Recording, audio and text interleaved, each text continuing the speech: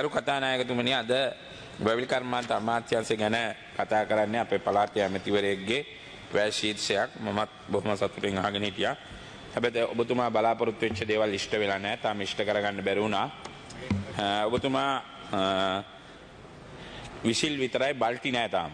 බල්ටි ගහලා පෙන්නන්න විසිල් වගේම බල්ටිත් අවශ්‍යයි. ඕගොල්ලෝගේ ජනාධිපතිතුමා තමයි කිව්වේ ඕගොල්ලෝගේ ආණ්ඩුව විසිල් විතරයි බල්ටි නැහැ කියලා ඒ දවස්වල. නිසා ඔබතුමාගේ තාම විසිල් විතරයි බල්ටි නැහැ. මොකද ඔබතුමා ගත්තම තමයි ඉතිහාසයේ මේ රටේ රුපියල් 100ට තිබ්බ පොල් ගෙඩිය අද රුපියල් 200ට කන්නේ. ඒක ඔබතුමාගේ අවසනාව. ඔබතුමා ගිහිලා පොල් කැඩුවෙත් නැහැ, පොල් වික්කෙත් නැහැ, පොල් හැදුවෙත් නැහැ.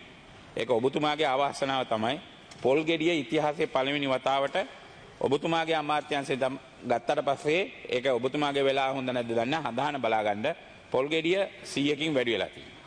පොල් ගෙඩිය රුපියල් 100කින් වැඩි වෙනවා ඔබතුමා ගත්තට පස්සේ. ඒක ඔබතුමාට පිළිගන්න වෙනවා. ඒ නිසා හෙට දැන් කතානායකතුමා හෙට අපිට නිවාඩු දෙන්න ඕන හරිනම් පාර්ලිමේන්තුව. මොකද හෙට උදේ 8 ඉඳන් 8:05 වෙනකන් සංගණනය තියෙනවා. රිලා වඳුරු සංගණනයට අපි කියන්න ඕනේ. නැත්නම් අපි මේ 225ත් එකතු කරලා දායි ඒ ගානට එකතු කරන්න කියයි. හරිනම් අපි මේ රටේ මෙච්චර වියදම් කරලා සංගණනයක් කරලා අපේ වතු වල අපේ ගෙවත්තේ අපේ ඉඩම් වල අපි එතකොට අපේව කවුද ගණන් කරන්නේ? අපේ 225 ඒවා කවුද ගණන් කරන්නේ? ඒක නිසා හරිනම් නිවාඩු දෙන්න ඕන. නිවාඩු දෙන්න ඕන හරිනම් අපිටත් හෙට පාර්ලිමේන්තුව නිවාඩු දෙන්න. කමක් නැහැ.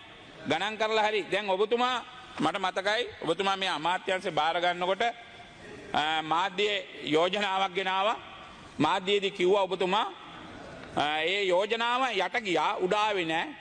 අපිත් බලාගෙන හිටියා ඔබතුමාගේ යෝජනාව ක්‍රියාත්මක වෙයිද කියලා.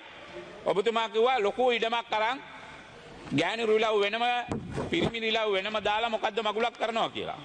හැබැයි ඒක තාම ඔබතුමාට ගෑනු රිලව්යි පිරිමි රිලව්යි ගෑනු වඳුරෝයි පිරිමි වඳුරෝයි දාලා මොකක්වත් තාම පටන් ගත්තේ නැහැ. ඒක ගැන අපි බලාපොරොත්තු වෙමින් හිටියා ඔබතුමාගේ ගෑනු රිලව් පිරිමි රිලව් නැත්තම් ගෑනු වඳුරෝ රිලව් ගෙනල්ලා මොකක් හරි වැඩපිළිවෙලක් අදයි කියලා. ඒකත් අපි බලාපොරොත්තු වෙමින් ඉන්නවා.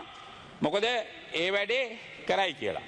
මොකද දැන් රිලව් වඳුරෝ මරන්නත් බෑ දැන්. මොකද செய்திகளை உடனுக்குடன் அறிந்து கொள்ள லங்காஜி நியூஸ் சேனலை இப்போதே சப்ஸ்கிரைப் செய்யுங்கள்.